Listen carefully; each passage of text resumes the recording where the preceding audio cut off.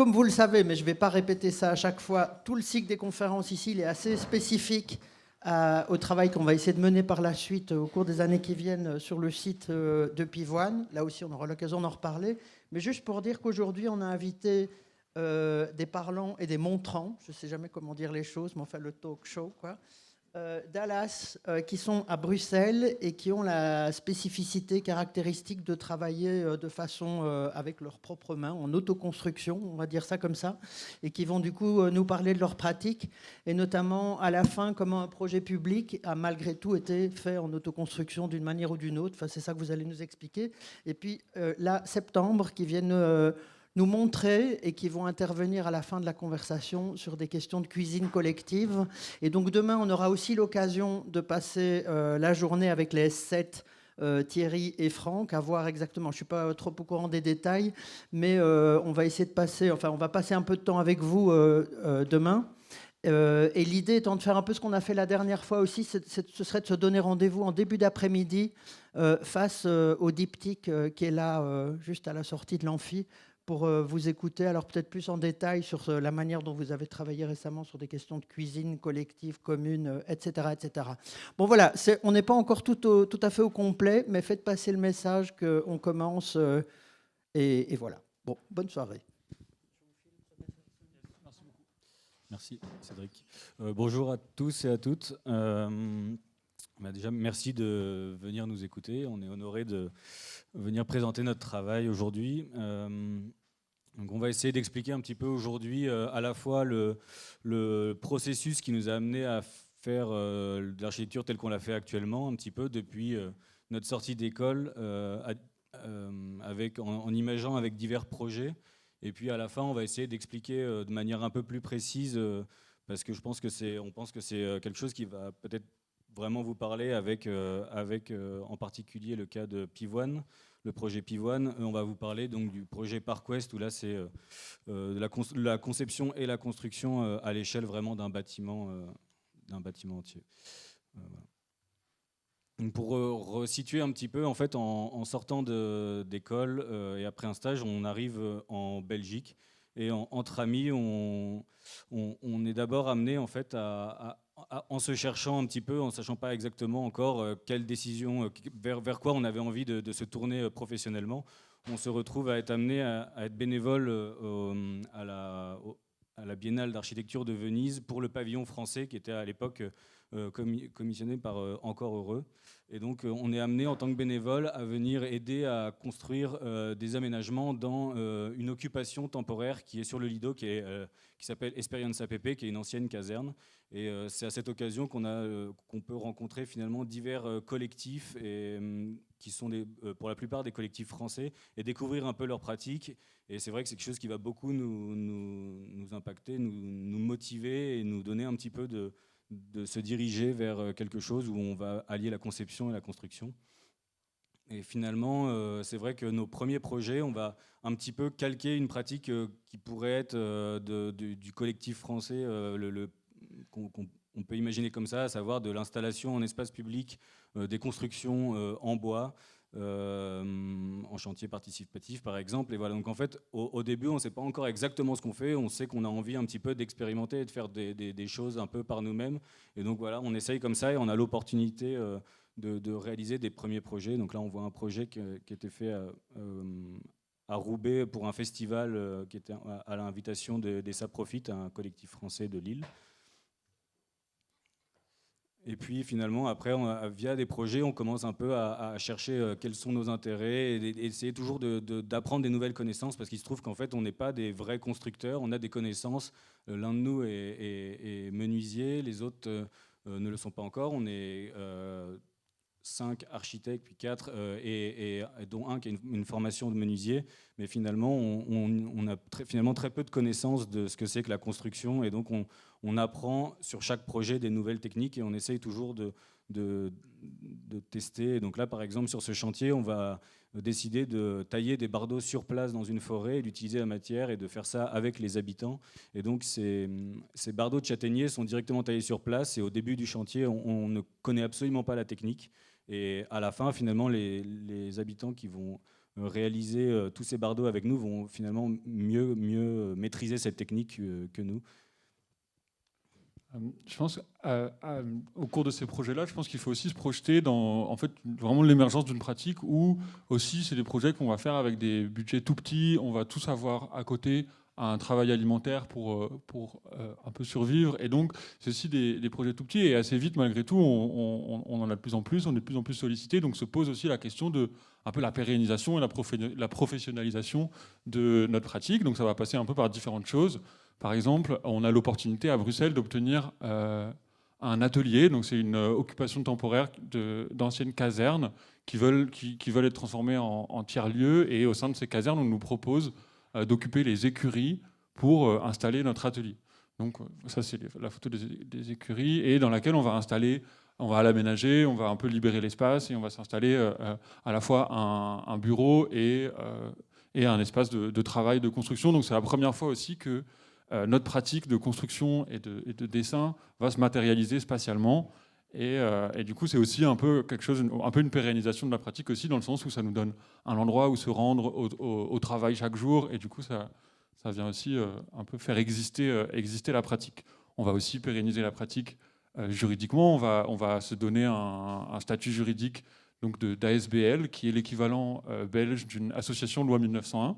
Ce qui est aussi assez important parce que c'est un moment où du coup on va choisir de ne pas être architecte inscrit à l'ordre et de ne pas non plus être constructeur ou de créer une entreprise de construction. On va choisir ce statut un peu intermédiaire et aussi en même temps un peu flou, mais aussi un peu malléable, et auquel on va pouvoir donner la forme un peu qu'on veut, mais qui sera malgré tout limitant pour les différents projets qu'on va pouvoir faire. Je crois que c'est aussi un moment aussi dans la pérennisation où on va commencer un peu à comprendre et à s'inscrire dans un environnement architectural, dans une scène architecturale un peu belge. Et on va aussi, quelque part, apprendre à décider un peu différemment. Par exemple, je pense que l'exemple est assez frappant pour le dessin de cette façade, où on va un peu passer, je pense, des heures et des heures un peu à la retourner dans tous les sens. Aussi parce que c'est le premier projet qu'on fait par nous et pour nous, donc on n'a pas de limite de temps ou de budget. Et du coup, on se confronte beaucoup on discute beaucoup avec notre collègue Camille, qui, elle, est beaucoup plus coutumière de la scène architecturale belge, et du coup il y a un peu des confrontations qui se mettent en place. Et donc je pense dans la pérennisation il y a aussi un peu un moment où on apprend un peu tous ensemble à dessiner un peu à l'unisson et un peu à rassembler un peu la façon dont on veut dessiner, dans les objectifs qu'on veut avoir, comprendre un peu cette logique un peu constructiviste mais en même temps un peu formelle, voilà, qui se caractérise, je pense, par cette façade. Et en fait, ce suit un peu un ensemble de projets qu'on va vouloir un peu toujours différents, et on va un peu tester différentes échelles, différents types de projets très variés. Je pense que plus tard, on va définir notre pratique comme une pratique généraliste, un peu, dans le sens où on essaye de jamais se spécialiser pour continuer à garder ce caractère un peu expérimental. Donc, le projet d'avant, c'est une scénographie. On va aussi travailler pour des commandes privées. Donc ici, on dessine un magasin de vin.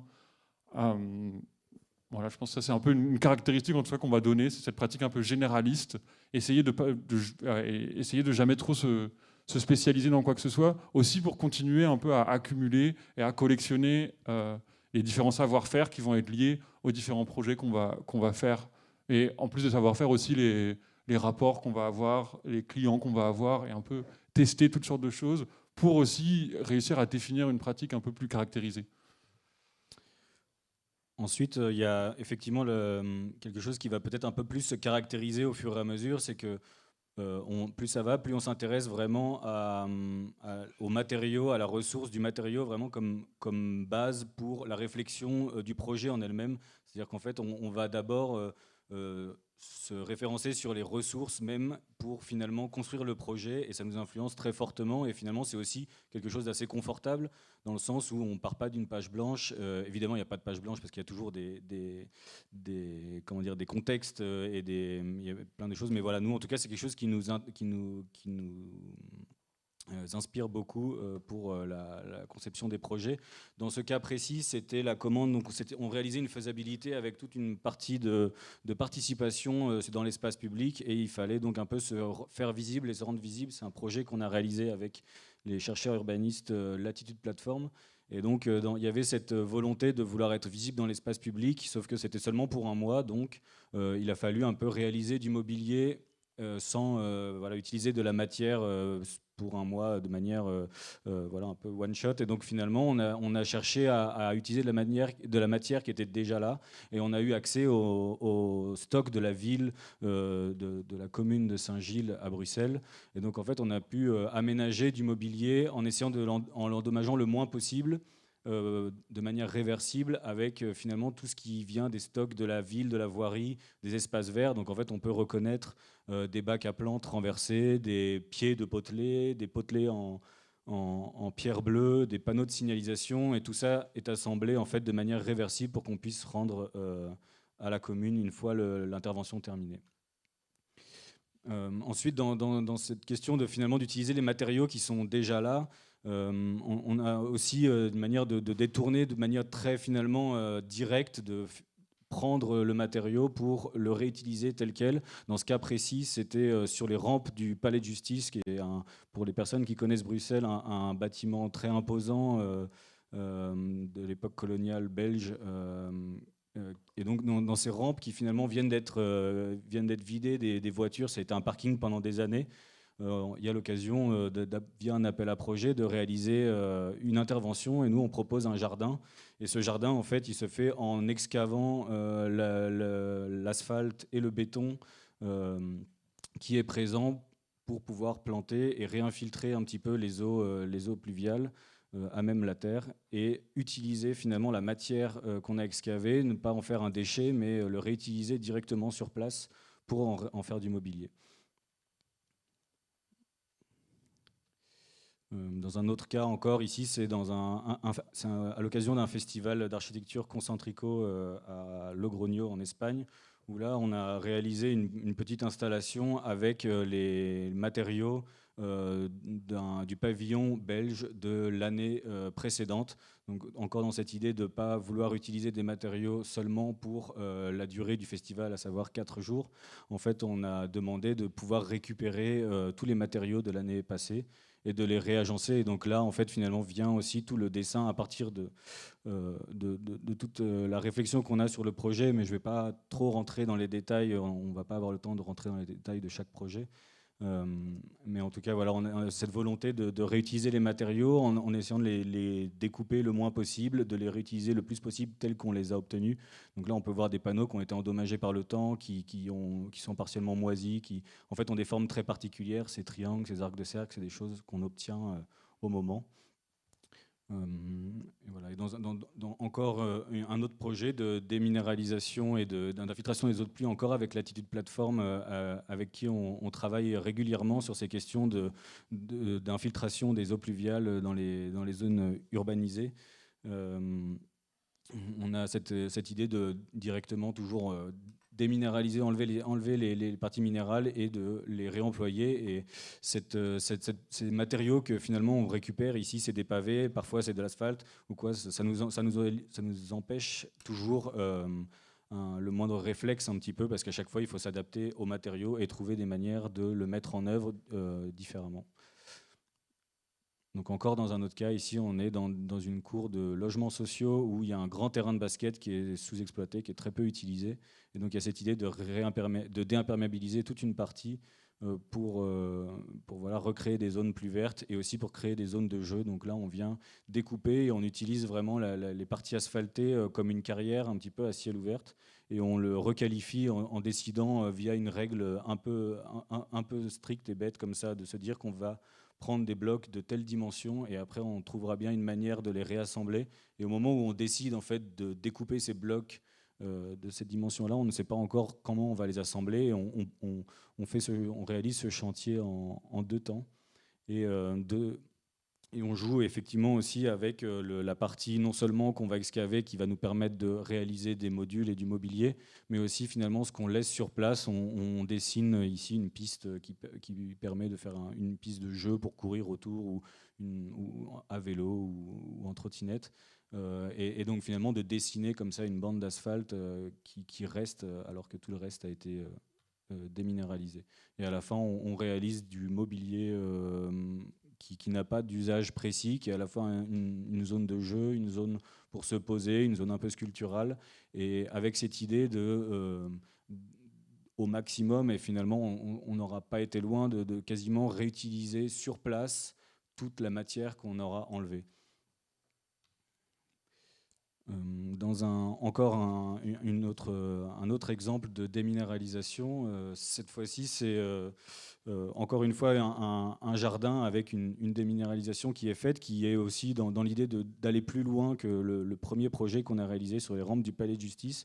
Au fur et à mesure, finalement, qu'on se spécifie, même si on n'a pas cette volonté de spécialement se spécifier, on obtient une méthodologie de travail, et le réemploi permet finalement une certaine contrainte dans le dessin, et le dessin qu'on réalise à ce moment-là, en fait, on s'imagine déjà pendant qu'on est en train de le faire, le porter, le couper, et donc en fait ce rapport très proche qu'on a entre le dessin et la réalisation fait que ça dimensionne déjà très fort la réalisation finie. C'est pas très clair. J'ai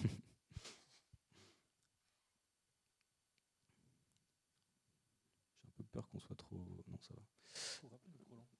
J'avais peur d'être trop lent, mais du coup, je crois que ça va. Non, ça va. Ça fait un quart d'heure qu'on a commencé. Okay. On doit essayer de tenir 45 minutes, et on avait plutôt préparé pour commencer, pour parler pendant une heure, un peu plus d'une heure. Alors du coup, on essaye de réduire, mais voilà. Encore dans cette question effectivement de méthodologie, et pour bien vous expliquer comment on pense les matériaux, c'est vrai que ce qui est très spécifique dans notre manière de faire le projet, à savoir à la fois de dessiner et de construire avec finalement finalement une passation très proche, en fait, on se retrouve à comment dire, se laisser très fort guider par l'un et par l'autre. Et donc typiquement dans le cas de notre atelier, qui est notre nouvel atelier qui est maintenant à Molenbeek, finalement dans cette économie à la fois finalement financière, parce qu'on a peu de moyens pour réaliser notre espace de travail, mais aussi parce qu'on a envie qu'il soit le plus facilement réalisable possible, on cherche comment aménager et agencer un petit peu cet espace de travail, comment le dessiner pour qu'il soit facile à réaliser. Et tout ça, ça passe par d'abord la trouvaille d'un matériau de réemploi qui est... qui sont ces panneaux roses d'eucalyptus, qui sont des panneaux de 120 par 48. Et une fois qu'on connaît un petit peu cette dimension, et bien en fait, on va dessiner tout le projet, on va le dimensionner autour de ces panneaux pour qu'on n'ait pas besoin de les couper par des questions d'économie, éviter les chutes, mais aussi pour nous éviter un grand temps de travail. Et finalement, en découpant le moins possible et en réagençant de cette manière-là, il y a tout le projet qui se met en forme et qui se met en place. Et tout est dessiné pour que, puisqu'on est ici dans cet atelier, dans une occupation temporaire, on puisse, une fois l'occupation terminée, démonter très facilement tout ça et repartir avec dans un camion 20 mètres cubes pour que ce soit remonté autre part. Je pense que cet atelier, c'est aussi une bonne opportunité pour nous de vraiment d'expérimenter. Et allez, on en parlait juste avant que la conférence ne commence avec Cédric, mais il y a cette logique de fenêtres qu'on a décidé d'installer. Et du coup, comme c'est aussi un projet qu'on fait pour nous, on peut aussi se permettre une sorte de liberté d'expérimentation. Et donc, par exemple, on a un peu dessiné une façon d'accrocher des fenêtres par-dessus la façade pour un peu s'abstraire de la dimension de la fenêtre et pouvoir se permettre n'importe quelle fenêtre de réemploi qui sont en fait disponibles. Si on n'est pas exigeant sur la dimension, les fenêtres de réemploi coûtent vraiment pas cher du tout sur le marché de la seconde main, voire elles sont même parfois à donner par des entreprises qui les démontent, parce que ça devient presque plus un déchet. Et du coup, on expérimente un peu de nouvelles façons de fixation, des nouvelles techniques de fixation de ces fenêtres-là. Et malheureusement, on craque. On installe 3 fenêtres et on en craque 2 sur 3. Aussi parce qu'on va pousser un peu loin cette expérimentation, aussi parce qu'on peut se le permettre dans le cadre de ce projet qu'on fait pour nous aussi dans le cadre de cet atelier, je pense. Ça, c'est la fenêtre qui n'a pas craqué, c'est la seule. Ah non, c'est celle de l'autre côté, pardon. Elle a craqué un peu dans le coin, mais ça se voit pas sur la photo. Et effectivement, tous les matériaux, une grande majorité des matériaux qui ont été utilisés ici viennent de notre stock de matériaux des chantiers précédents. Donc vous allez voir, vous allez reconnaître avec le Park West qu'on va vous présenter après. Finalement, les poutres treillis viennent de ce projet-ci. Les poteaux moisés et puis tous nos solives viennent d'un vélodrome qu'on a construit puis démonté quelques années auparavant. Enfin, voilà, on retrouve un petit peu un patchwork. Les panneaux au sol, c'est une scénographie de théâtre qu'on avait réalisée. Donc on a essayé en fait aussi ce dessin, ça a été énormément d'allers-retours entre les stocks qu'on a disponibles et qui finalement, le tout ensemble, ont un peu défini et la dimension du bureau et aussi un petit peu voilà, les matériaux qu'on pouvait utiliser. Et la seule réelle entente qu'on a fait finalement dans les matériaux neufs qu'on a utilisés, c'est après l'expérience du pavillon de Park West, c'est d'utiliser de la structure en bois de sapin rabotée neuve, parce que c'est beaucoup plus facile à utiliser. Mais on s'est dit qu'on se donnait alors comme contrainte de le rendre très très facilement démontable, et pour pas avoir à finalement utiliser cette matière seulement pour les années qu'on va rester dans cet endroit-là. Oui, je pense qu'on parle beaucoup de comment est-ce qu'on utilise la matière et comment est-ce que la matière qu'on va utiliser va nous apporter un peu des nouveaux savoir-faire dans notre pratique et une nouvelle expérimentation.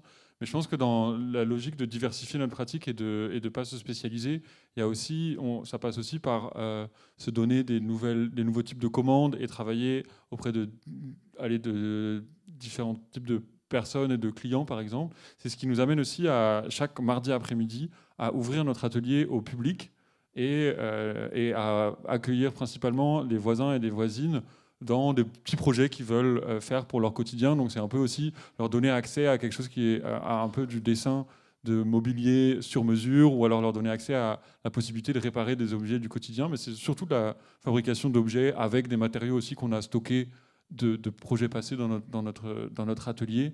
Et du coup, c'est aussi, je pense, une démarche un peu intéressante où d'un seul, on travaille pour aller d'autres types de allez, qui sont même plus vraiment des clients, mais d'autres types de personnes, c'est d'autres types de commandes. Mais c'est un exercice qui est aussi assez intéressant aussi de devoir réfléchir très vite à comment est-ce que de quoi les personnes ont besoin, comment est-ce qu'on peut le dessiner assez rapidement, quels sont les matériaux qui sont disponibles dans l'atelier à côté. Et ça donne aussi lieu à plein de commandes très variées qui vont de c'est pas une table pour regarder des films sur son ordinateur dans le lit, à une tablette pour que le chat puisse à nouveau passer sur le rebord de la fenêtre parce que le chat a trop grossi. Enfin, un peu plein de petites intentions qui sont assez belles et qui parlent d'une sorte de sur-mesure que les personnes ne peuvent pas trouver dans les magasins aussi. Voilà. Je pense, allez, on est passé assez rapidement un peu sur les différents projets qu'on a pu faire et aussi un peu sur un peu des questionnements un peu qui vont nous traverser. Et je pense que dans ces questionnements, il y en a un qui revient assez souvent, c'est un peu de questionner l'échelle de ce qu'on est capable de faire et en fait, on développe un peu ces principes, un peu de travailler avec ce qui est déjà là, de travailler avec des personnes qui sont proches du projet qu'on va faire, par exemple, d'inclure des personnes dans des projets. Et on se questionne toujours sur comment est-ce qu'on peut appliquer ça à une échelle plus importante. Un peu comment est-ce qu'on peut sortir de l'échelle du mobilier, de la petite installation dans l'espace public. Et donc on va trouver un peu un marché public qui va peut-être nous permettre de répondre un peu à ces questions. Donc, ce marché public, bon, allez, je vous le dis déjà, il y a beaucoup de ces questions qu'on n'a pas réussi réellement à résoudre, je pense, dans la réalisation, mais je pense que ça a été en tout cas une expérience assez enrichissante pour un peu confronter la pratique qu'on a mis en place à justement l'échelle du bâtiment, l'échelle d'une architecture. Aussi parce que je pense que c'est quelque chose qu'on voulait faire aussi, parce qu'on a malgré tout une formation d'architecte, et on a aussi cette sorte de curiosité de savoir est-ce que c'est possible et quelles sont un peu ces contraintes-là. Donc déjà, le fait qu'on puisse le faire, c'est aussi parce que le marché public qui est proposé et qui est lancé par Bruxelles Environnement est en fait un marché bien spécifique qui s'appelle en Belgique Design and Build. Donc c'est un marché dans lequel il y a un groupement qui doit se mettre en place avec à la fois des architectes, des ingénieurs, mais aussi une entreprise de construction, et des bureaux d'études de techniques spéciales, un bureau d'études pour la circularité ou le réemploi des matériaux. Et donc toute cette équipe doit, au moment du concours, candidater et proposer un dessin qui a un budget et qui doit pouvoir être construit. Et du coup, aussi, ici, dans ce cadre de marché, il y a aussi une barrière qui tombe pour nous, où en fait, en principe, l'équipe de conception n'a pas le droit de participer à la construction. Et dans le cadre de ce marché-là, cette barrière tombe, donc on peut à la fois faire partie de l'équipe de conception et en même temps participer à la construction du bâtiment. Donc on fait une équipe avec donc, des architectes, des ingénieurs. Nous, on a ce rôle d'entreprise de construction et d'experts en circularité. Je pense qu'il y a d'autres éléments qui rendent ce marché bien spécifique, comme par exemple le fait que la maîtrise d'ouvrage le veut le plus circulaire possible, et donc il a ce caractère un peu expérimental. Et donc ça aussi, je pense, ça nous attire, et le caractère expérimental aussi est je pense, plus adapté quelque part à notre pratique. Aussi, le pavillon se veut temporaire et démontable, dans le sens où il doit être installé sur un site, et il doit y rester, en principe, au moment du concours, ce qui est dit est 3 ans, et à la suite de quoi il doit être démonté et servir à un autre endroit. Et aussi la fonction du bâtiment qui est aussi intéressante et qui parle un peu de cette démarche que nous on essaie de mettre en place aussi, de comment est-ce que de considérer les personnes qui vont, et les usagers et les usagères d'un bâtiment dans sa conception et aussi dans sa construction. C'est un bâtiment qui a pour objectif de activer un terrain vague, donc ce qu'on peut appeler un terrain vague ou une friche industrielle plutôt, pour être un peu plus précis, donc qui se trouve ici, je ne sais pas si tu peux la détourer. Donc c'est un espace qui va être rendu public. Donc il y a un peu des opérations financières qui font que une institution régionale acquiert l'espace, et cet espace va être rendu public.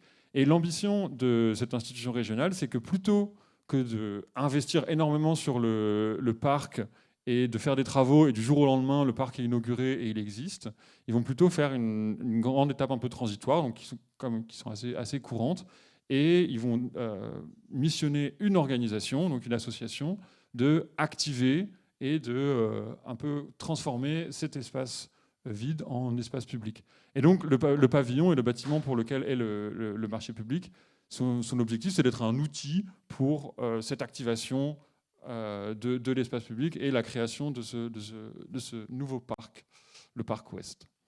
Donc je pense qu'on se trouve à un stade aussi où, pour un peu dessiner un bâtiment qu'on va ensuite construire, on a un peu besoin quelque part de se rassurer. Donc on va aussi se rassurer dans la recherche de références qu'on va pouvoir trouver, et aussi des références un peu d'autoconstruction, ou alors d'architectes qui ont aussi construit des bâtiments pour eux ou pour d'autres. Et donc il y a cet exemple qui est assez important pour nous, qui est celui de René Evart, donc un architecte belge, qui va construire une maison pour son frère.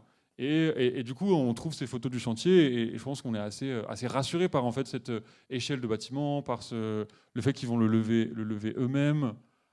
C'est aussi assez marrant, le bâtiment est construit en 1958, à une époque où en fait René Evart va profiter du fait qu'il construit lui-même ce bâtiment pour expérimenter l'usage de nouveaux matériaux qui sont un peu des nouveaux matériaux industrialisés, comme par exemple le placo-plâtre, des plaques de fibrociment amianté, des isolants en polystyrène, donc pas mal de matériaux qui sont un peu mis de côté aujourd'hui, mais lui il avait cet objectif de vraiment les démocratiser et utiliser l'autoconstruction pour un peu utiliser ces matériaux-là. Voilà, ça c'est la maison finie, et je pense que c'est aussi une maison qui est assez reconnue par les architectes belges contemporains, et du coup on aime bien aussi cette référence parce que c'est malgré tout un bâtiment quand même un peu bricolage, et on s'y identifie un petit peu à ce moment-là, je pense. Donc vous avez déjà eu la venue de Philippe Rizzotti il y a peu de temps, je crois, à l'école, donc on ne va pas non plus s'étendre sur le sujet, mais c'est vrai qu'au moment où on a dû dessiner, au moment du concours, le pavillon, il y avait cette exposition au pavillon de l'Arsenal, donc c'était en 2021, et donc c'est vrai que ça nous s'est tombé vraiment au bon moment, et ça nous a fort inspiré pour la conception du pavillon. Donc on a vu vraiment des exemples qui nous inspiraient le plus, à savoir effectivement les constructions de Jean Prouvé, la maison démontable, des choses comme ça, le pavillon aussi de la Imms House. Voilà, toutes les constructions, mais qui sont finalement plutôt des constructions des décennies, ou de René Evart, des décennies des années 50, 60, 70, 70. Mais finalement, on voit aussi un petit peu les limites en voyant dans les références les références beaucoup plus actuelles. Et celle-ci se retrouve tout de suite beaucoup plus empâtée par tout ce qui ressort finalement des normes thermiques en vigueur et qui tout de suite alourdit le bâtiment et le rend beaucoup plus complexe à réaliser. Et ça, c'est vrai que c'est quelque chose auquel on a envie d'éviter et on se pose la question, mais comment on va réussir à faire ça et finalement, ça n'a pas été forcément quelque chose de facile à répondre parce que finalement, on se retrouve confronté, comme tout le monde, malgré le fait que ce pavillon soit un pavillon temporaire, à la législation en vigueur, à savoir, même s'il est démontable, même s'il est temporaire et en réemploi, il doit tout de même respecter les normes, les normes thermiques qui sont quand même effectivement assez contraignantes. Donc voilà une axonométrie qui est une référence très claire au travail du pavillon de Philippe Rizzotti. Et donc ça, c'est l'axonométrie qu'on rendra au moment du concours et qui évoluera un petit peu dans le futur. Donc on peut voir un petit peu un dessin qui est très modulaire, très répétitif, de manière à ce que ce pavillon qui est démontable puisse être remonté d'une autre manière dans son futur. Voilà, on peut effectivement voir ici sur le plan donc les choix qui ont été faits, ça a vraiment été de penser la chose avec une boîte isolée, fermée, avec une construction en ossature bois et finalement une très large toiture par-dessus qui va venir faire l'étanchéité à l'eau. Ça, dans le dessin, c'est quelque chose qu'on a un peu appris aussi au moment de l'école. On se souvient d'un de nos profs qui nous avait fait ce commentaire de finalement une des grandes difficultés, enfin une des problématiques de l'architecture, c'est toujours de réussir à répondre à cette problématique de l'étanchéité à l'eau. Et donc finalement, le moyen peut-être le plus simple, c'est de d'abord mettre une très grande casquette au-dessus du pavillon pour que ce pavillon démontable puisse se mettre à l'abri et en dessous, on met la boîte isolée. Je pense que c'est aussi un peu une réponse à comment est-ce qu'on peut dessiner un bâtiment sans trop savoir construire. Il y a aussi une logique de dessiner quelque chose qu'on est capable de faire. Et du coup, quelque part, avec cette technique de dessiner un grand toit, on s'évite aussi un ensemble de détails un peu complexes et techniques dont on n'a pas vraiment ni la connaissance, ni les savoir-faire qui s'y prêtent, je pense. Donc il y a aussi une logique assez rassurante, quelque part, pour nous aussi. Je pense qu'ensuite, une des grandes caractéristiques du bâtiment qu'on a construit, c'est qu'on a réussi à le construire avec à peu près, je pense, 80% de matériaux de réemploi.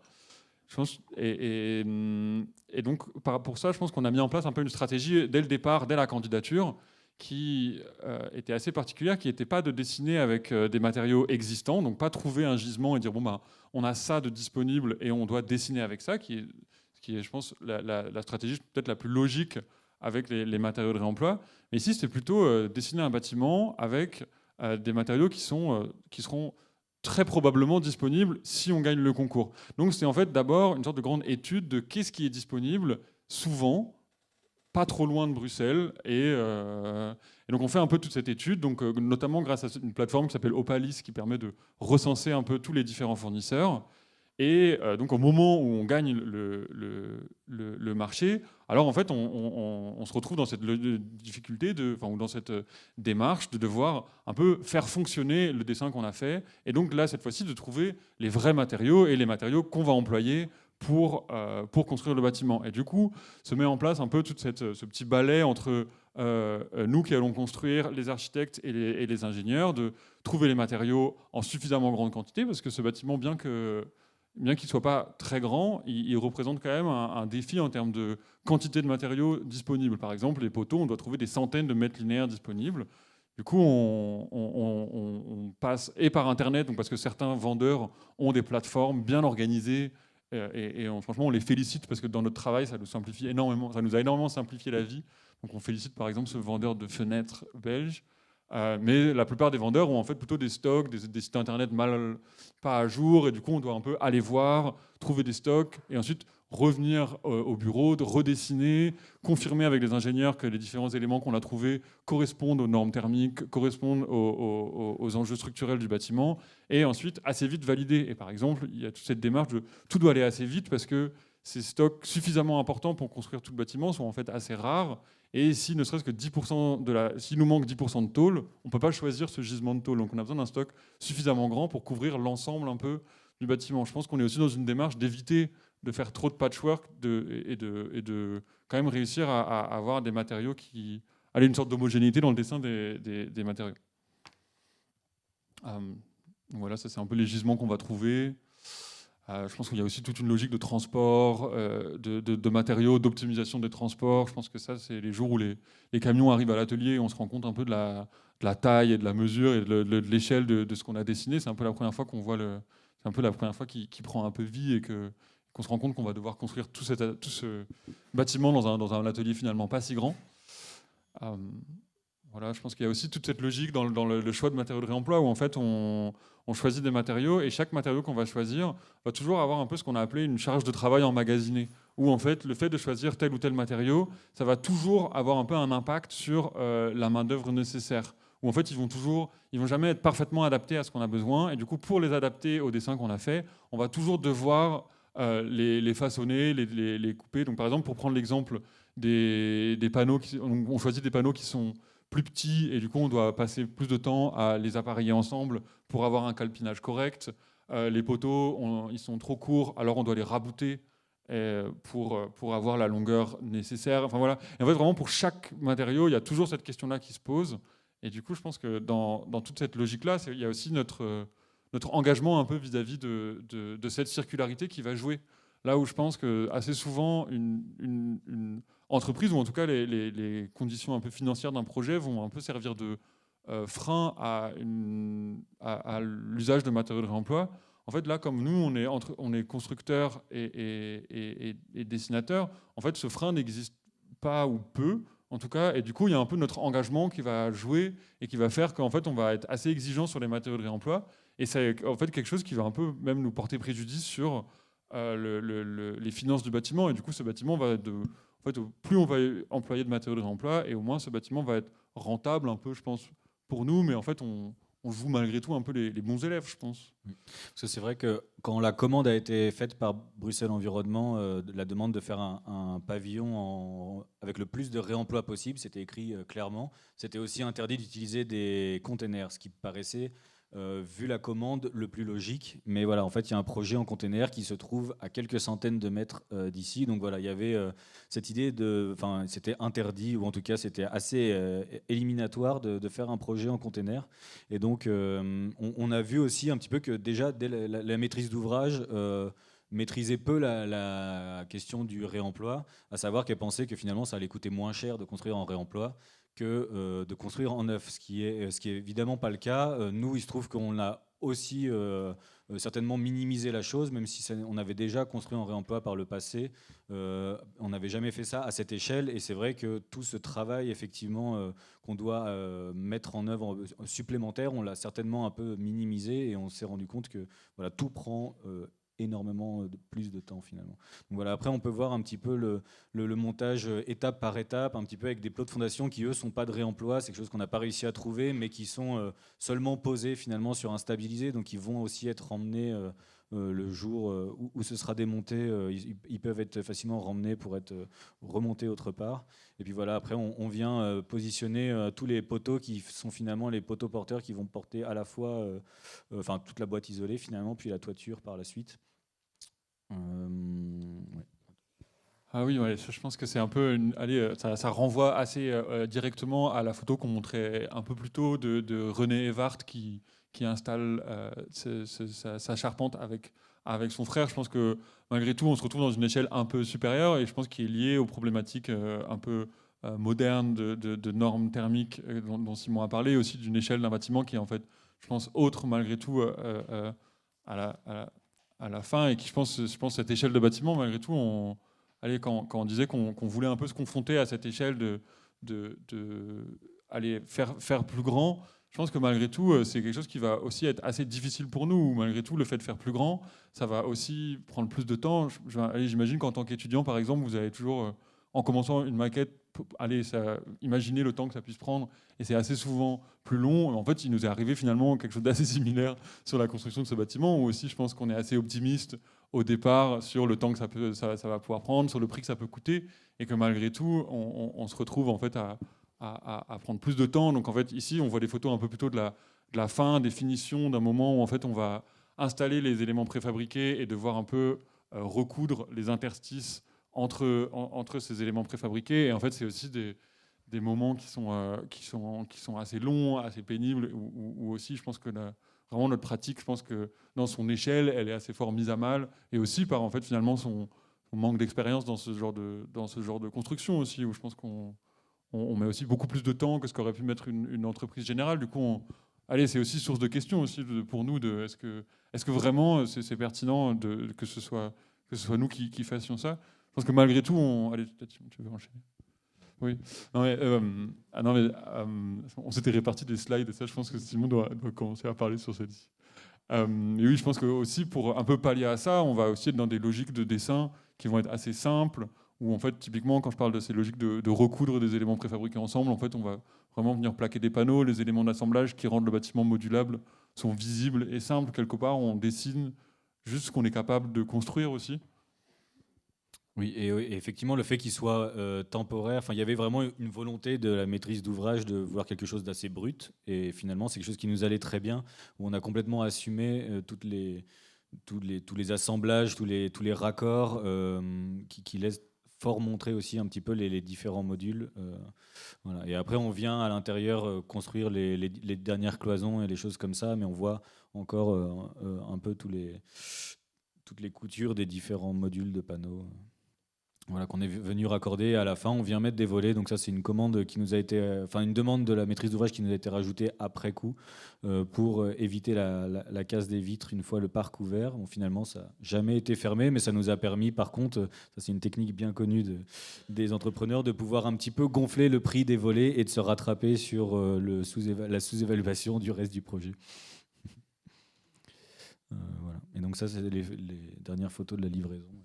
Oui, je pense qu'aujourd'hui, je pense qu'il y a le bâtiment aujourd'hui, il est occupé par cette organisation qui s'appelle Toestand VZW, qui est aussi une association. Et je pense qu'aujourd'hui, nous, on est assez fiers, mais aussi parce qu'eux font un travail assez exceptionnel dans cette logique un peu d'activation et d'accueil et de bienveillance dans la démarche qu'ils peuvent avoir pour activer ce parc.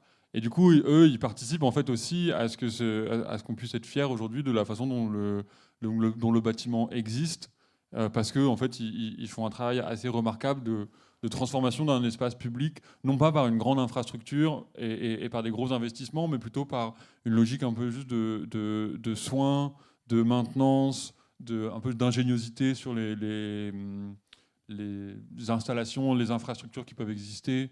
Et du coup, ça fait que le bâtiment aujourd'hui, il a une vraie vie. En fait, il a changé, même si malgré tout, il a été un peu adapté. Je pense qu'il y a certains éléments qui ont été ajoutés sur le pavillon qui sont un peu signes de peut-être de mauvaise conception. Allez, par exemple, il rajoute un gros pare-soleil sur la façade, donc c'est un peu aussi représentatif, mais ça veut aussi dire qu'il y a des personnes qui vont un peu vraiment se réapproprier la façon dont le pavillon existe.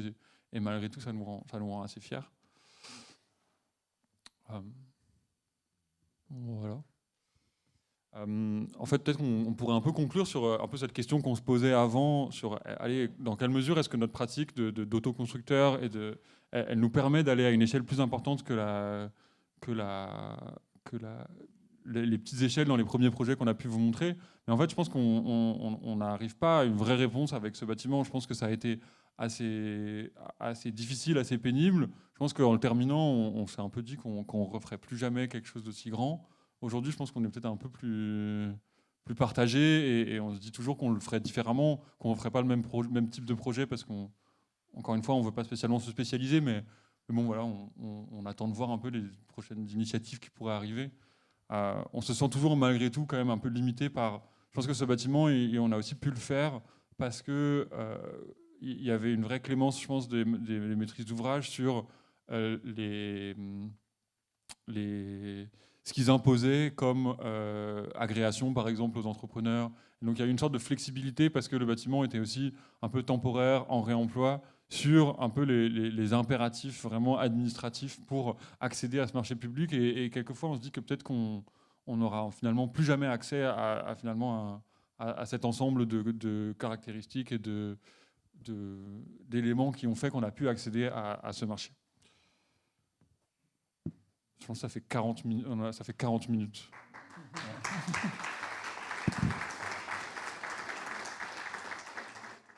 Non, on enchaîne avec des questions peut-être pour vous. D'abord, bravo pour votre approche.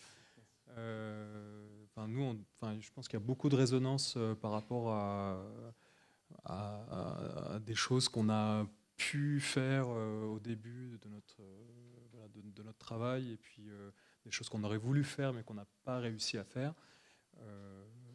Moi, j'ai peut-être une première question, parce que ça il y a aussi des questions de contexte, et je me posais la question, comment vous pensez que le contexte belge, c'est-à-dire dans sa spécificité réglementaire, dans sa culture constructive, mais aussi peut-être dans la valeur pécuniaire de son foncier, rend possible ce genre d'expérience? Je sais que vous avez parlé d'Encore Heureux au début, mais qui est presque un exemple quasiment unique. Il y a Bouchain avant, etc. en France. Et on a l'impression, peut-être depuis la France, qu'en Belgique, c'est quelque chose qui est un peu plus répandu, mais peut-être qu'on se trompe. Et je voulais savoir, est-ce qu'il y avait vraiment quelque chose de la Belgique qui infuse dans ce type d'approche de l'architecture? J'aurais pas dû poser le premier la question.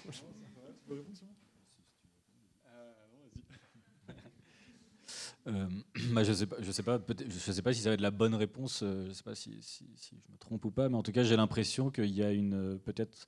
On va parler, je pense, du contexte bruxellois, parce que c'est vrai que le contexte belge en général, c'est très divers, et finalement la Flandre fonctionne vraiment différemment, la Wallonie encore différemment, et ils ont chacun leurs règles différentes, mais j'ai l'impression, peut-être en tout cas, une plus grande permissivité. Enfin, par exemple, ce projet en question qu'on vous a montré, même nous, il nous semble assez fou qu'on ait eu accès à ça, en fait. Et je pense que c'est peut-être quelque chose qui est de l'ordre de... Oui, c'est vrai qu'en fait, il y a beaucoup de projets auxquels on a accès qui sont très expérimentaux, et où en fait on se rend compte, on est étonné nous-mêmes de la liberté que nous laissent les clients, qui sont souvent des pouvoirs publics. Et effectivement, je pense parfois, oui, on est étonné nous-mêmes en fait de ça. Et donc, je sais pas, on a finalement maintenant peu travaillé en France et beaucoup plus à Bruxelles. Donc, est-ce que c'est fort différent? Je sais pas, mais en tout cas, c'est vrai qu'on se rend compte qu'on a parfois vraiment une très très grande liberté, avec parfois des choses où le projet, on est capable de l'improviser sur le moment sans avoir vraiment un dessin définitif. Et donc ça, c'est vrai qu'on se dit que peut-être des clients, des maîtrises d'ouvrage un peu plus pointilleuses, elles demanderaient quand même quelque chose de très défini finalement. Et ça, c'est sur un peu tout le volet, quoi. À la fois le dessin, mais les assurances, enfin voilà, il y a plein de choses. Je pense aussi qu'actuellement, à Bruxelles, principalement en région de Bruxelles-Capitale, il y a une situation économique catastrophique, parce qu'il n'y a pas de gouvernement à la région de Bruxelles. Ce qui fait qu'énormément de financements sont bloqués.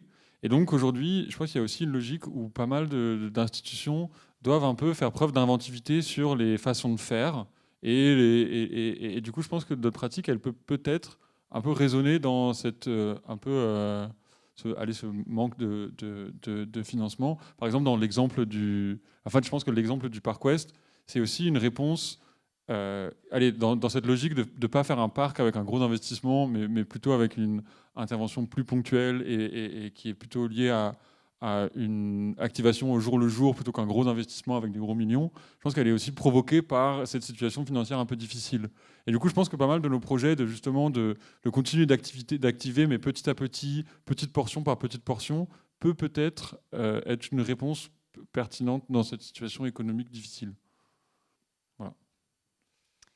Oui, je voulais aussi remercier votre approche, parce que je trouve c'est très beau de voir des architectes qui questionnent et qui se posent des questions et qui ne présentent pas quelque chose, j'ai tout résolu et voilà mon projet. C'est très précieux aussi de partager vos doutes, et je trouve ça, c'est pour les jeunes architectes, futurs architectes, ça fait vraiment partie du métier. Qu'on se les dise entre nous, voilà, tiens, ça c'était un peu raté, ils ont ajouté quelque chose. Ça, je trouve vraiment très précieux à partager. Après, j'avais une question. Pourquoi Dallas? Qui êtes-vous dans Dallas? JR, Sue Ellen, Bobby? Ça, vous pouvez répondre après, autour d'une bière peut-être. En fait, non, mais en fait c'est un nom qu'on a choisi, je pense, au tout début de notre pratique, qui prend son origine dans une sauce pour les frites en Belgique. Et du coup, c'est assez systématique qu'on se retrouve dans des situations assez sérieuses, comme aujourd'hui par exemple, et à recevoir cette question et à devoir assez honteusement avouer que c'est une vieille blague d'il y a... Ok, ouais, pardon, c'était une. Non, mais lapsus, il n'y a aucun pardon. problème. J'avais une question un peu plus sérieuse Non, aussi.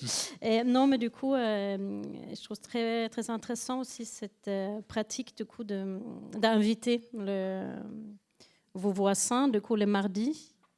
Donc, quelle est votre vision un peu du commun? Parce que vous avez cette envie, vous n'avez pas parlé, mais est-ce que vous faites des chantiers participatifs? On sent cette envie de partager, très engagé et très généreux de votre part, de presque apprendre et ouvrir votre espace de travail. Donc, juste, est-ce que vous avez une vision? Est-ce que vous avez une posture? Est-ce que vous tend vers quelque chose? Est-ce que c'est quelque chose qui vous souhaitez continuer?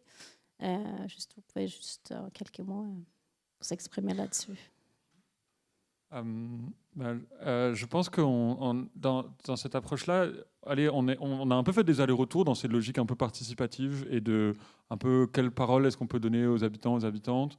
Et aujourd'hui, je pense qu'on croit beaucoup à une logique vraiment de faire avec des personnes. Mais ça, c'est aussi un peu plus lié à notre pratique parce qu'on a cette démarche de construire et du coup, c'est assez facile pour nous d'inclure des personnes dans un processus de construction et que souvent, en fait, en demandant pas directement, OK, qu'est-ce que vous voulez, comment on va faire, et plutôt en disant, bon, on va faire ça, est-ce que vous voulez faire ça avec nous, par exemple, et plutôt d'être dans cette démarche-là, on arrive souvent à aussi des relations un peu plus fortes et qui vont ensuite générer, par exemple, du soin pour ce qu'on a proposé et des démarches comme ça, et aussi une appropriation d'un dessin. Donc on va plutôt être dans une démarche de faire avec et d'adapter en cours, aussi parce qu'on peut, par rapport à notre démarche, que des démarches participatives qu'on voit souvent de OK, qu'est-ce que vous voulez? Est-ce que vous voulez qu'on dessine ensemble, par exemple, un peu ces choses-là, mais ça, on essaye de plus intégrer des gens finalement dans un processus de construction que de conception, par exemple. D'accord avec ça? Donc c'est très concret, ils sont là, il faut y aller. Mais par exemple, je pense que le pavillon qu'on a fait, ça nous a confrontés à ça, parce que je pense que là, par exemple, on était dans une logique économique qui permettait pas ça. Et du coup, par exemple, c'est un regret, mais dans le projet et le chantier du pavillon, on n'a pas inclus des habitants ou des habitantes. Ils sont vraiment arrivés après. Oui, on vous a pas montré, mais on a construit un petit bâtiment pour Encore Heureux à Mayotte. Ils sont en train de construire un grand lycée des métiers du bâtiment. Et il y a eu un tout petit projet avant qui était un faré, un petit auvent de projet. Et ça, on l'a construit, mais dans la commande, il y avait déjà l'inclusion, effectivement. Donc en fait, quand c'est compris dans la demande, là, on a pu travailler avec déjà des étudiants et tout ça. C'était très chouette, mais effectivement, typiquement... Dans le cas du pavillon, il y a toujours aussi la question économique qui peut questionner. Et donc sinon, on fait ça de manière plutôt pragmatique et aussi assez naturelle, juste de passer du temps et d'être, c'est-à-dire de pas trop forcer les choses. Finalement, en fait, on est plutôt mal à l'aise de vouloir ramener les gens absolument vers nous. Et on trouve ça moins naturel. Et donc, en fait, on préfère se mettre très fort à disposition, se mettre et d'être vraiment plutôt à essayer de tendre les bras. Et si des gens veulent venir, alors là, on essaye de nouer des liens et faire ensemble. Moi, j'avais une question par rapport à plutôt au contexte de cette commande, en fait, que je trouvais intéressante parce que vous disiez que en fait, le type de commande qui est, l'équivalent en France, c'est la conception-réalisation. Et nous, on le voit toujours comme plutôt... au début, naïvement, on se disait c'est intéressant parce que du coup, on peut travailler avec les entreprises.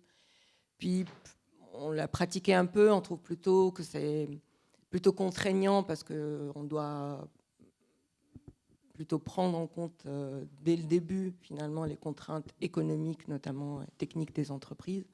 Mais je trouve ça très intéressant de le détourner, de se dire que finalement, on profite de ce type de marché pour se dire qu'on brouille un peu les pistes entre en tout cas que les concepteurs puissent participer à la construction. Et je l'avais jamais vu comme ça, et je trouve ça vraiment intéressant d'en profiter de ce cadre-là de la conception-réalisation pour faire émerger finalement ce type de pratiques qui sortent un peu du standard et qui permettent d'expérimenter des choses. Et à la fois, à la fin, vous disiez, on s'est dit plus jamais ça, enfin on refera plus cette expérience. Est-ce que ça peut être une piste aussi de se dire que plutôt que de plus le faire, mais de plus le faire seul, mais plutôt d'essayer de convaincre des entreprises qui seraient peut-être plus amenées à travailler sur des sujets, parce que les entreprises aussi s'y mettent, au réemploi, aux questions circulaires, enfin de la construction circulaire, etc. Donc, est-ce que c'est des choses que vous pensez être possibles, notamment en Belgique, parce que peut-être qu'il y a moins les grosses entreprises, les majors, je ne sais pas. Oui, c'est une piste de continuer quand même à profiter de ce type de commande pour... Complètement. Effectivement, pour le design and build, à la fois, juste pour rebondir, effectivement, le design and build, à la fois, on est très content parce qu'on a eu accès, mais en même temps, on s'est aussi rendu compte du problème, à mon avis, qu'il a partout de conception-réalisation. Effectivement, ça nous a par contre enfermés, et ça a été justement notre très grand stress, et le problème de ce projet, de s'être enfermé dès l'esquisse, enfin dès l'esquisse, même pas l'esquisse, dès le concours, dans le budget, et donc de devoir tenir ce budget qui finalement en fait qui était encore trop tôt pour. Enfin voilà, c'était très enfermant.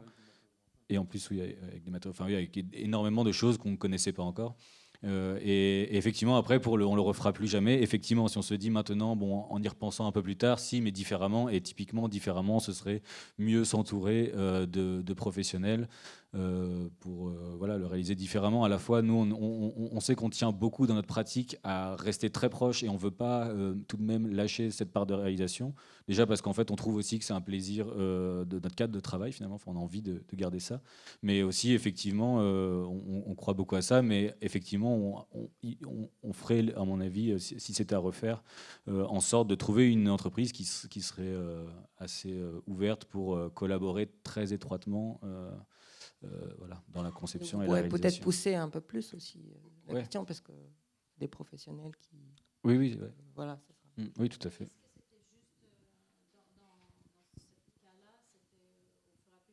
Aussi parce que vous avez aussi, c'était pas juste les réemplois, c'était parce que vous avez aussi construit un bâtiment entier sans vraiment être équipé, avoir l'espace. Donc c'était plutôt ça, ou est-ce que c'était vraiment ou c'était le total? Ouais, je pense que les choses s'ajoutent entre elles un peu, je pense. Allez, ça s'accumule. Il y avait le fait que ce soit un réemploi, le fait qu'on ait été assez exigeant sur le pourcentage de réemploi qu'on pouvait mettre en place, et aussi, évidemment, je pense que quand on voit l'atelier et les panneaux qu'on monte dans l'atelier, allez, n'importe quelle entreprise qui ferait ça aurait un pont roulant au-dessus de l'atelier pour les attraper, les déplacer, les charger, etc.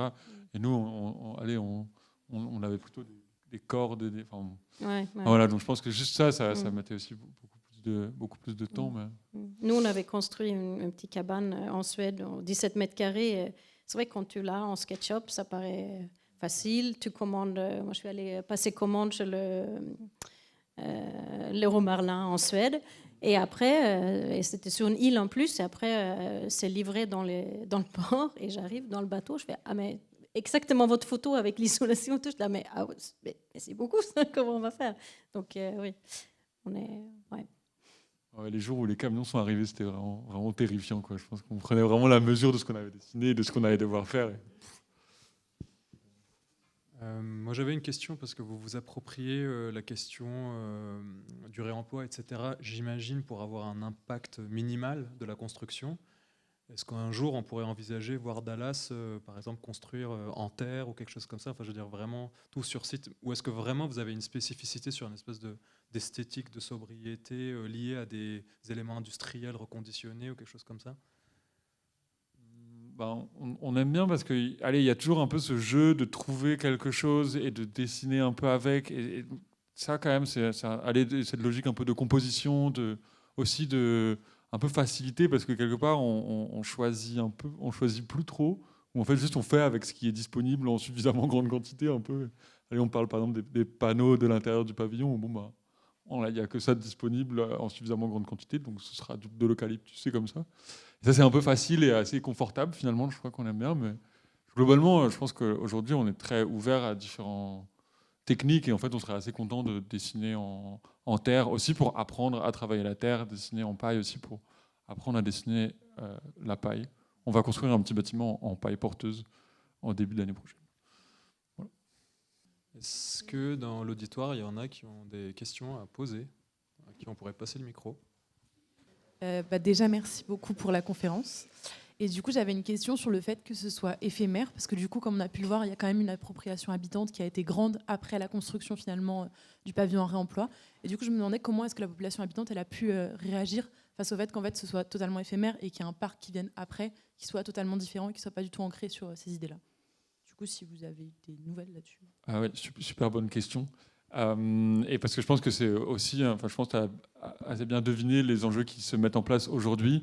Et typiquement, c'est assez difficile. En fait, globalement, le processus d'activation du parc est un vrai succès.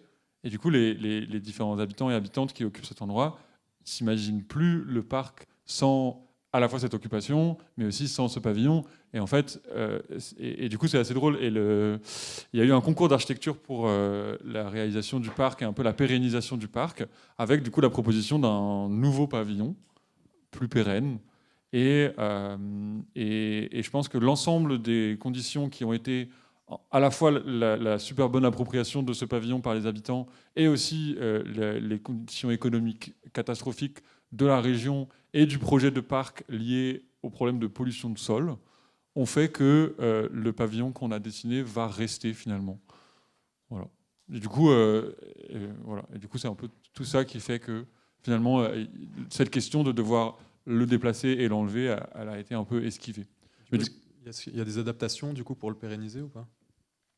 Oui. Du coup, on a été un peu, on a eu cette réunion un peu drôle avec la maîtrise d'ouvrage, un peu une réunion d'aveu.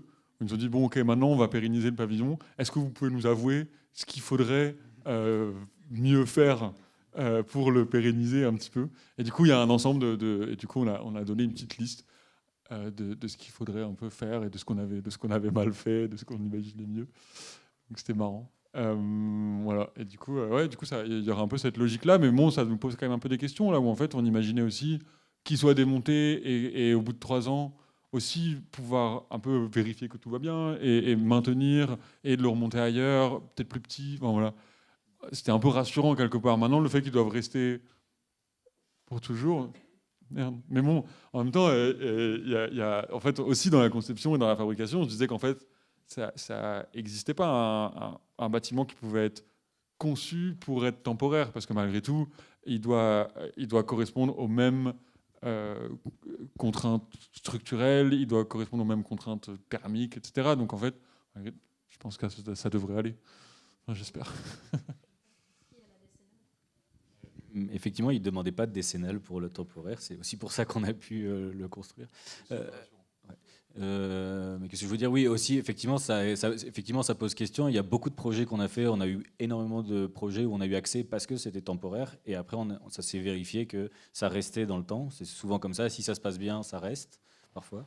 Mais effectivement, pour ce projet en particulier, mais comme les autres, voilà, il est dessiné pour être temporaire, mais du coup, il est aussi très générique. Il n'est pas situé, il n'est pas fait pour rester dans ce parc. Et donc voilà, ça pose toujours un peu des questions. Il est positionné ici, mais il aurait pu être positionné. Enfin, voilà, il a quand même une nature très très générique. Il était dessiné pour être démonté, donc il est très facilement démontable. Enfin, relativement facilement démontable, et aussi il pouvait être adapté. Enfin, c'était vraiment le concept vraiment à la base. Donc c'est vrai qu'il perd un petit peu tout ça, mais voilà, c'est aussi un peu les aléas qu'on prévoit pas au moment de la conception et qui arrivent après, quoi. Bonsoir, merci beaucoup pour votre présentation et pour l'échange que vous avez. Moi, j'ai plus une question sur les formats d'agences et collectifs, dans le sens où comment est-ce que vous organisez le collectif, l'organisation interne, elle se passe comment, sachant que c'est pas comme une agence où il y a des associés ou qui dirigent le collectif, il y a plus une organisation de la parole qui est différente et du coup le choix des projets, le choix des... Enfin, comment est-ce que vous avez mis tout ça en place et voilà, juste ça déjà. Finalement, nous, donc on n'est effectivement pas une agence, on est sous forme d'ASBL, et après, on a trouvé ce nom, on a appelé ça un collectif à la base, parce qu'on avait cet exemple finalement de collectif français, et on a un peu calqué ça, et finalement, notre manière de fonctionner, ça a toujours été comme, on s'est regroupé entre amis, et on s'est dit, ben voilà, on fait ça ensemble, et on a les mêmes voix, et on est sur un pied d'égalité. Mais ça, moi, je ne sais pas, Septembre, vous pourrez parler de votre manière de fonctionner, je ne sais pas laquelle elle est, mais c'est vrai que finalement, pour nous, c'était juste cette manière de se mettre ensemble et travailler ensemble. Voilà. Et effectivement, maintenant, donc on a commencé réellement à 5, on a vite été 4 amis ensemble, et maintenant, on est 2 à plein temps, Salomon et moi. Et voilà, et on travaille avec d'autres personnes ponctuellement, mais c'est vrai que les 2 personnes, donc c'est vrai que le mot de collectif maintenant, ça peut prêter à sourire. C'est trop tard pour être changé. Peut-être c'est comme les partis politiques, il faut changer le nom. Ouais, donc maintenant on est vraiment 2 à plein temps, et après on collabore avec d'autres personnes, mais c'est vrai qu'on voilà, c'est comme ça qu'on fonctionne. Et je veux bien, du coup, Septembre aussi, savoir comment est-ce que vous organisez le choix des projets sur lesquels vous vous portez, aussi le rapport entre recherche de projet et demande d'une personne qui vient vous voir. C'est quoi à peu près comment ça se passe, le ratio? Je ne sais pas si vous avez les chiffres. Non, mais déjà pour dire que nous, historiquement, on a commencé comme un collectif aussi. On a travaillé effectivement entre amis pendant je sais pas, peut-être 5-6 ans, je pense, sous format de collectif, donc un peu un format hybride. Et on a même réussi à décrocher un appel d'offres public sous ce statut-là, ce qui veut dire aussi que c'est quand même un terrain fertile sur lequel, je veux dire, on vous encourage à vous engager. C'est quelque chose qui est faisable. Et en tout cas, ça a été possible pour nous, et j'imagine qu'on n'est pas le seul exemple, la preuve aujourd'hui. Après, effectivement aussi, il y a toute une économie qui se met en place au moment où voilà, on commence à vraiment avoir une pratique qui est régulière, permanente, etc. Et nous, pour des questions aussi pratiques, etc., on a été, à un moment donné, voilà, on en a discuté, et puis on a décidé de pérenniser ça sous forme d'une société anonyme à, je ne sais plus, le REL, à quoi ça correspond, bref, un risque limité, bon, une SARL, une vraie entreprise, quoi. Et je ne sais pas comment ce changement de statut a influé aussi sur la manière comment on a aussi mis les choses en place, sachant qu'au début on était 5 personnes dans ce collectif-là. On a travaillé aussi en tant que SARL avec 5 associés, et puis finalement aujourd'hui on n'est que 3, donc je ne me rends pas trop compte. Maintenant, pour répondre à votre question, nous, depuis le début, au fait, on a vraiment voulu garder cet aspect recherche, d'investigation, quelque part qui traduit aussi notre doute par rapport à notre pratique, et le sens de tout ça, c'est-à-dire de répondre à des appels d'offres, de passer, je ne sais pas, par le moyen du concours, etc. Ce qui fait que peut-être aller sur les 10 projets qu'on dessine, il y en a bien 9 qui restent sous format papier, quoi. Et donc ça, c'est des choses qui nous ont beaucoup interrogés, et qui nous ont peut-être quelque part aussi poussé à aussi garder cette volonté de faire de la recherche, d'investiguer, et finalement un peu rejoindre ce que vous faites là. Ça veut dire questionner notre pratique, mais par de l'action. Et je pense que bon, ça fait peut-être la transition avec notre recherche sur la cuisine. Ça partait aussi de ça. C'est quelque chose qu'on a sur la question de la cuisine, mais c'est quelque chose aussi qu'on a voilà, sur la question du commun, sur la question aussi du logement étudiant. Enfin, c'est des choses qu'on essaye de faire du mieux qu'on peut dans le cadre étriqué d'une économie de moyens qu'on a en tant qu'entreprise, où il faut quand même, je veux dire, faire rentrer voilà, de l'argent, faire travailler des gens, etc. Donc c'est complexe, mais on essaie de le faire. Oui, je voulais juste dire que aussi on a la méthode très pas rentable de toujours aller chercher des choses qu'on n'a jamais fait avant, parce qu'on veut toujours découvrir, peut-être c'est tous les architectes, mais on veut toujours tester de nouveaux programmes, de nouveaux maîtres d'ouvrage, de nouveaux villes. Donc du coup, on est un peu tout le temps sur des choses qu'on ne maîtrise pas, et comme ça, on ne répète pas, on n'a pas de réflexes. Donc, et ça, je pense, dès le début, on était un peu là-dedans, donc on n'arrive pas Et on ne veut pas être mis dans une case, ah oui, ça, ils font de logement. Donc, du coup, ce n'est pas forcément facile tout le temps parce qu'il faut savoir monter une expo, savoir dessiner. Donc, des fois, c'est drôle, on est sur des choses, des échelles très différentes, des programmes très variés. Donc, et ça, c'est purement, oui, curiosité. C'est pas parce qu'on n'a pas... Ouais, c'est curiosité, envie, engagement. Ouais. Et parfois aussi, on essaie de trouver dans le projet un projet qui nous intéresse. C'est-à-dire qu'on a un projet, mais on se dit que sur ce projet-là, on va pousser dans cette recherche, on va en profiter pour faire une recherche sur une thématique. Donc on profite d'un projet concret, réel, de l'agence, et on se dit que ce projet-là est l'occasion de faire de la recherche dans le cadre de l'agence et qui peut servir après pour d'autres projets. Donc on crée nous-mêmes l'occasion de faire de la recherche, mais dans le cadre de nos projets ou dans le cadre de commandes qu'on trouve nous-mêmes à côté bien sûr des concours, des candidatures, des choses plus classiques, mais on essaye aussi de trouver les moyens de pousser des thématiques à travers d'autres types de projets ou dans le cadre de projets concrets. Donc l'occasion de vous présenter notre travail aujourd'hui qu'on vous présentera dans l'exposition à côté. Donc ce travail, on a essayé un peu de vous présenter de manière un peu condensée, un peu succincte, un travail de recherche qu'on mène depuis quelques années maintenant au sein de l'agence sur la question de la cuisine. Cette recherche, elle part vraiment d'une volonté de mettre en perspective pour nous deux choses. D'abord le constat qu'aujourd'hui la question de l'alimentation est vraiment une question centrale et cruciale dans nos sociétés. Et en même temps l'observation de nos cadres de vie, de nos logements, et l'observation de l'évolution du logement et l'évolution de la cuisine au sein des logements. Et on s'est rendu compte que, surtout au cours du XXe siècle, la cuisine, dans sa volonté, la volonté qu'on a eue de la rendre plus compacte, rationnelle, efficace, etc., finalement, elle est de plus en plus réduite. Et on s'est posé la question collectivement, est-ce que nos cuisines aujourd'hui nous poussent encore, nous donnent envie de cuisiner, nous donnent envie de cuisiner et donc de s'alimenter dans de bonnes conditions. Et donc cette question, elle était un peu une question qu'on se posait au sein de l'agence et à l'occasion d'un projet,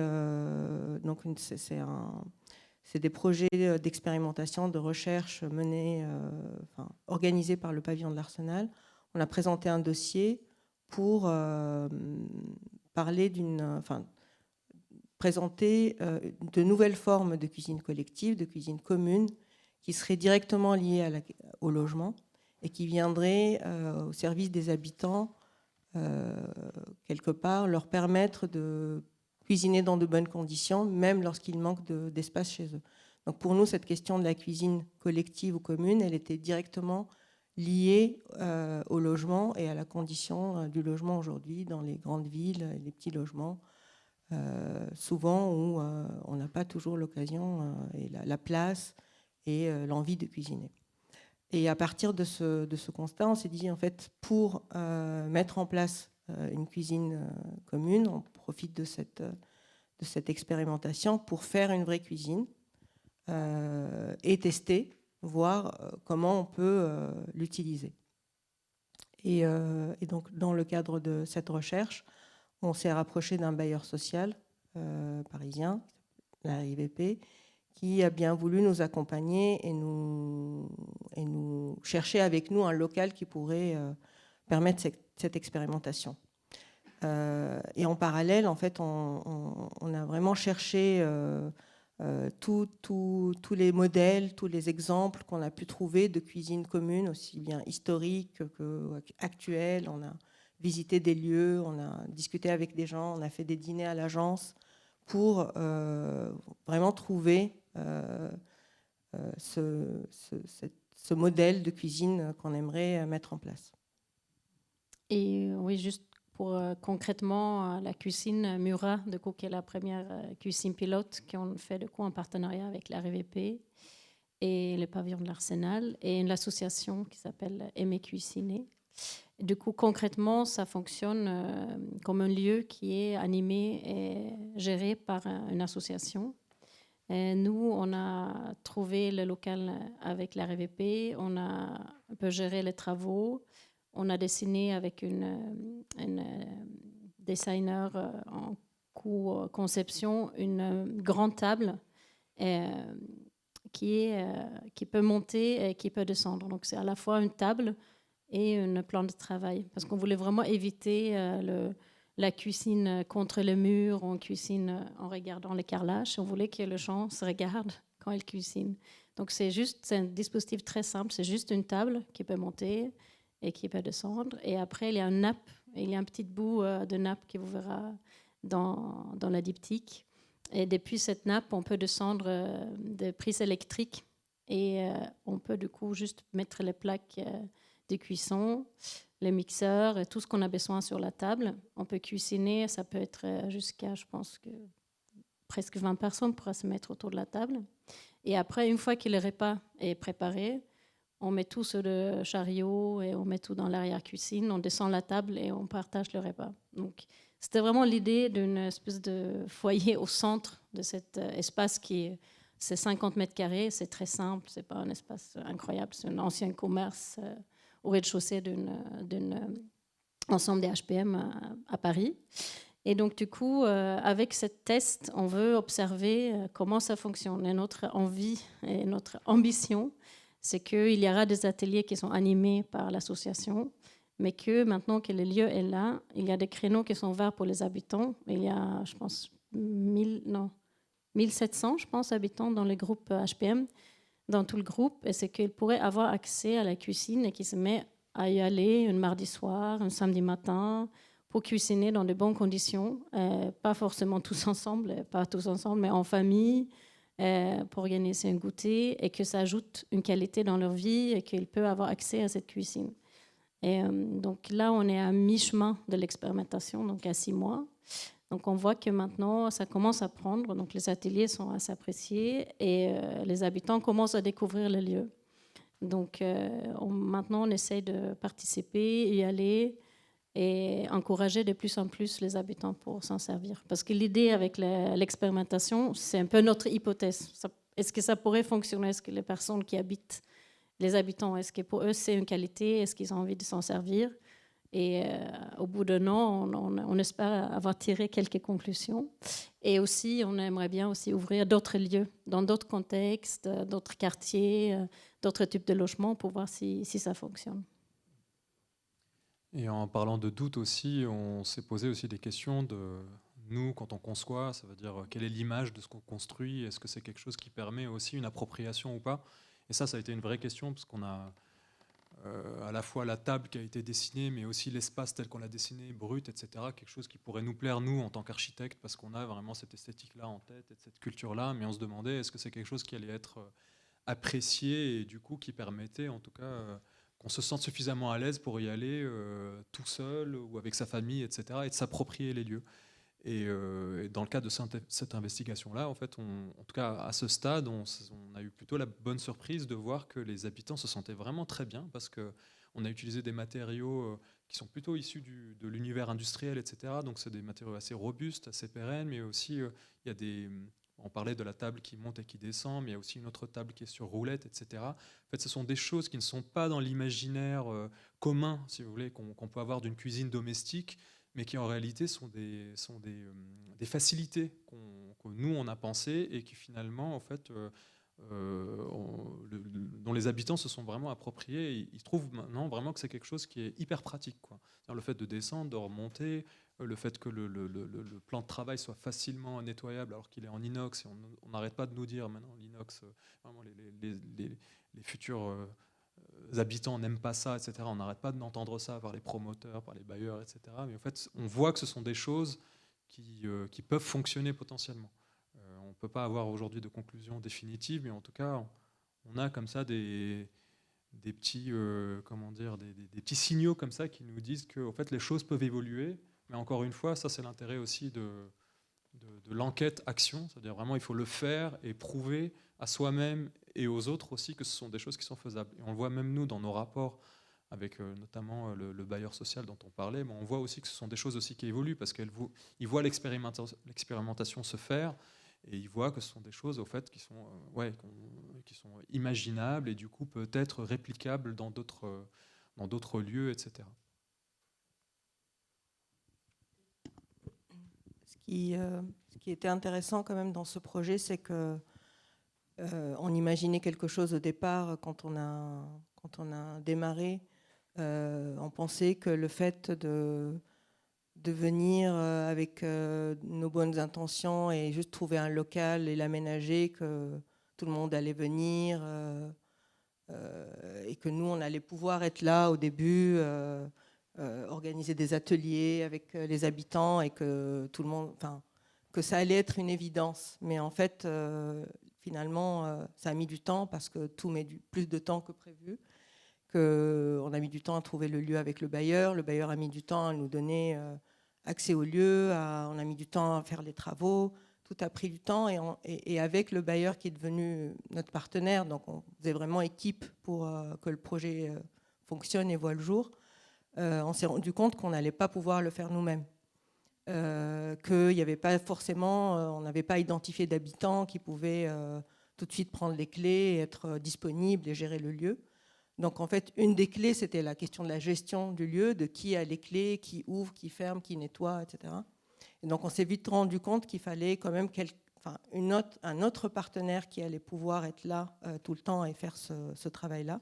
C'est comme ça qu'on a lancé un appel à projet avec le bailleur pour trouver l'association qui aujourd'hui occupe le lieu et qui, elle, a fait ce travail de pédagogie et petit à petit d'amener, de faire connaître le lieu, d'amener des gens à l'utiliser, à faire des ateliers, puis à leur dire qu'ils avaient la possibilité de s'inscrire, en fait, parce qu'aujourd'hui, il y a un calendrier, on peut s'inscrire et réserver un créneau et aller utiliser la cuisine pour un goûter d'anniversaire ou un dîner, etc. Sauf que le lieu est disponible, mais comme c'est quelque chose de nouveau et d'expérimental, il faut tout un temps aussi. Le temps du projet est plus lent pour faire en sorte que, voilà, de voir quels sont les besoins réels, comment les adapter, etc. Et en tout cas, pour moi, c'est un des enseignements aussi de cette expérimentation-là, c'est de se dire qu'en fait, les choses prennent du temps et il faut que aussi le temps de s'approprier des lieux comme ça et de faire en sorte que finalement les personnes se sentent responsables du lieu et le gèrent elles-mêmes. Il ne suffit pas de dire on sera là et ça sera fait. Merci pour votre venue ici. Et puis peut-être à 14h demain, dans le début d'après-midi, on demandera à Septembre de nous présenter peut-être plus en détail le contenu de la recherche sur la cuisine qui est présentée ici dans le diptyque. Donc rendez-vous là-bas pour ceux et celles qui sont intéressés. Et puis après, ici, on a toujours la tradition de dire que le bar est ouvert. Donc on vous invite aussi à aller prendre une petite bière là au-dessus. Merci.